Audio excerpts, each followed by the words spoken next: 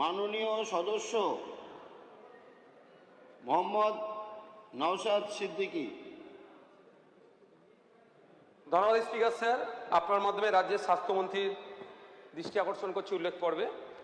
Sir, ভারতবর্ষের রাজ্যগুলির মধ্যে পশ্চিমবঙ্গ রাজ্য একটা অন্যতম ক্যান্সার প্রবণ রাজ্য।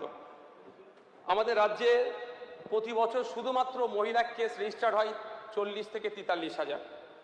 এই মহিলাদের মধ্যে আমরা দেখেছি প্রায় 60 থেকে 70% মহিলারা ব্রেস্ট এবং সার্ভাইকাল ক্যান্সারে আক্রান্ত হয়। আর এই প্রবণতা 15 থেকে 49 বছরের বেশি দেখা দিয়েছে। কিন্তু সমস্যা হচ্ছে যথাসময়ে ডিটেক্ট না করার জন্য, আইডেন্টিফাই না করার জন্য অ্যাডভান্স স্টেজে এসে এই রোগে ধরা পড়ছে। ফলে ব্যাপকভাবে ক্ষতিগ্রস্ত হচ্ছে আমাদের সমাজের মহিলারা। তথ্য বলছে ভারতবর্ষে প্রতি বছর গড়ে 1,95,300 মহিলা ক্যান্সার রোগে আক্রান্ত হয়ে মারা যাচ্ছে। তার একটা বড় অংশ আমাদের পশ্চিমবাংলার মহিলারা থেকে যাচ্ছে।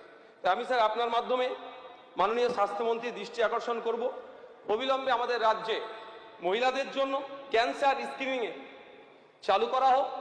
আমরা স্যার দেখেছি আমেরিকাতে 15 থেকে 49 বছর মহিলারা প্রায় 70% মহিলারা এই তাদের ক্যান্সার স্ক্রিনিংয়ের ব্যবস্থা করা হয়েছে। কিন্তু আমাদের ওয়েস্ট বেঙ্গল, ভারতবর্ষের তামিলনাড়ুতে সব থেকে বেশি 7%, কিন্তু আমাদের ওয়েস্ট বেঙ্গলে 1 to 2% মহিলারা এই স্ক্রিনিং করা হয়েছে ক্যান্সার।